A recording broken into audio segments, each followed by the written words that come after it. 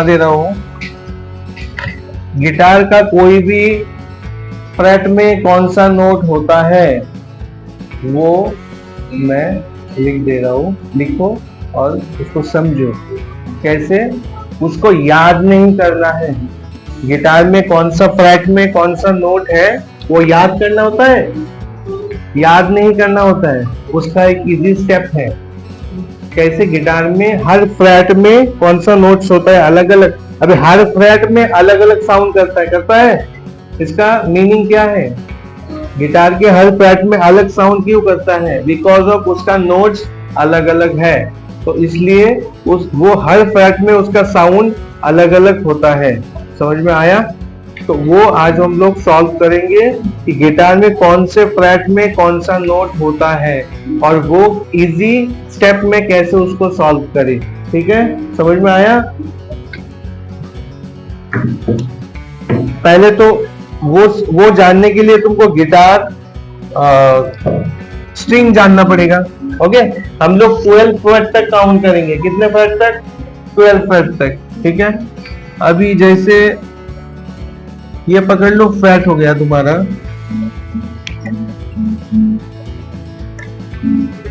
Guitar में कितने string होते हैं? 6। ओके, क्या क्या नाम है?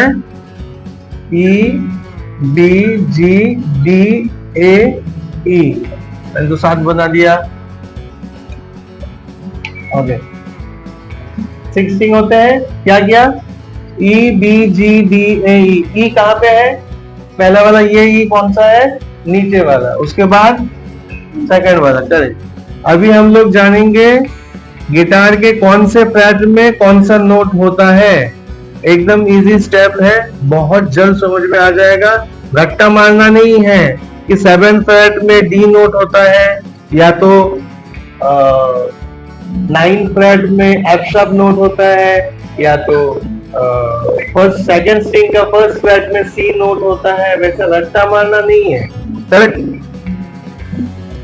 1 2 3 4 5 6 7 8 9 10 11 12। ठीक है, हम लोग 12 फ्रेट तक काउंट करेंगे, बाकी सब ऑटोमेटिक समझ में आ जाएगा। ठीक है, अभी देखो, तुम समझ लो, ये कौन सा नोट है? कौन सा नोट है? ई। जोर से बोलना। हाँ, ई note.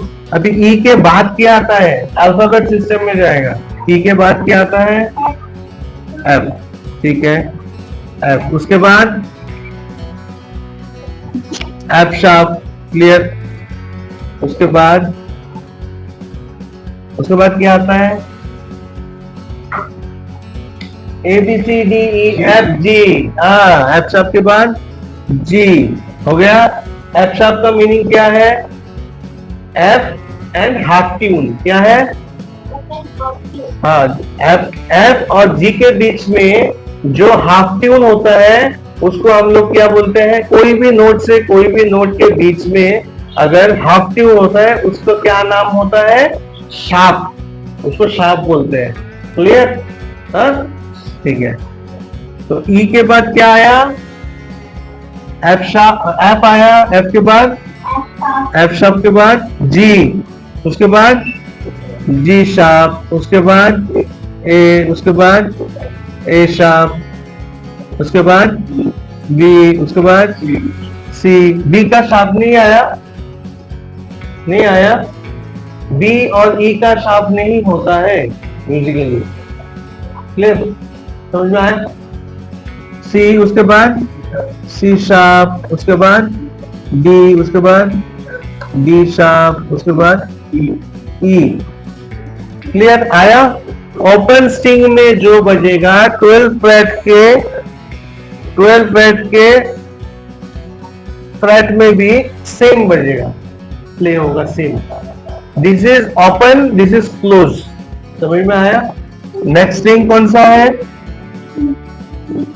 Next string B. B के बाद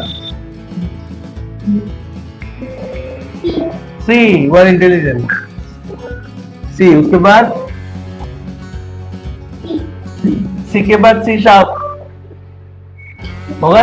हाँ, उसके बाद डी, उसके बाद करेक्ट,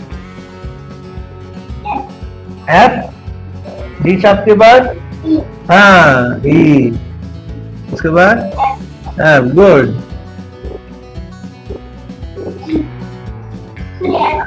एफ शार्प, उसके बाद जी, उसके बाद जी शार्प, उसके बाद ए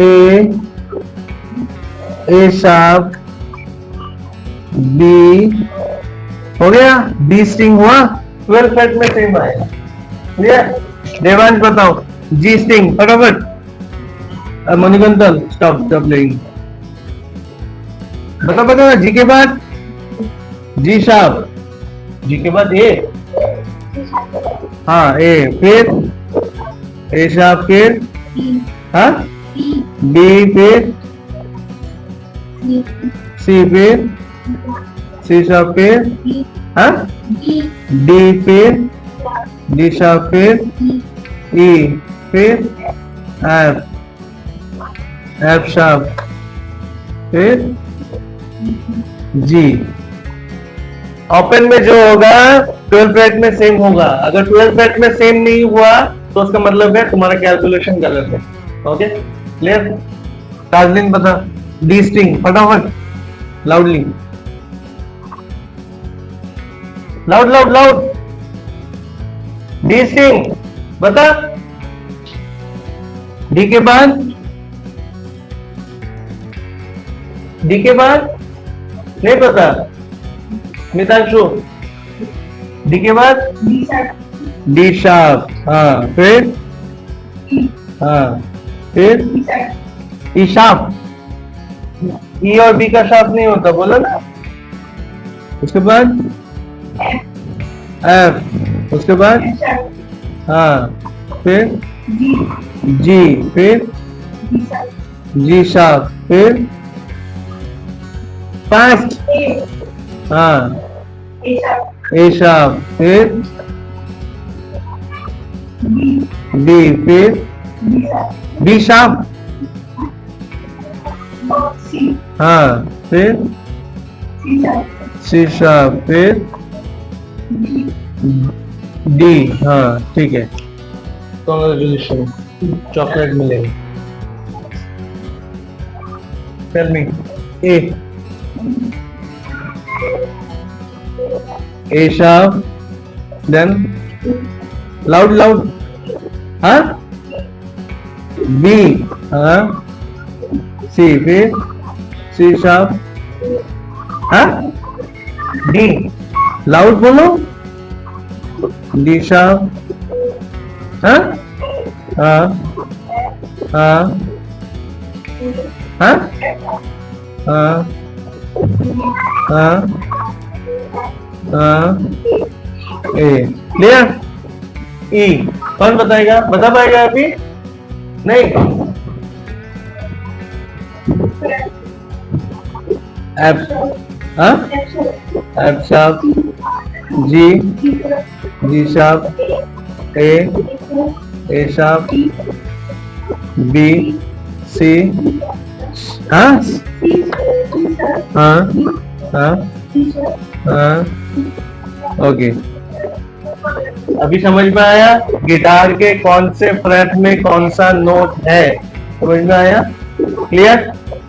अभी अगर नेक्स्ट टाइम मैं पूछूं कि एफ मेजर कॉर्ड में कौन सा नोट है, बता पाओगे?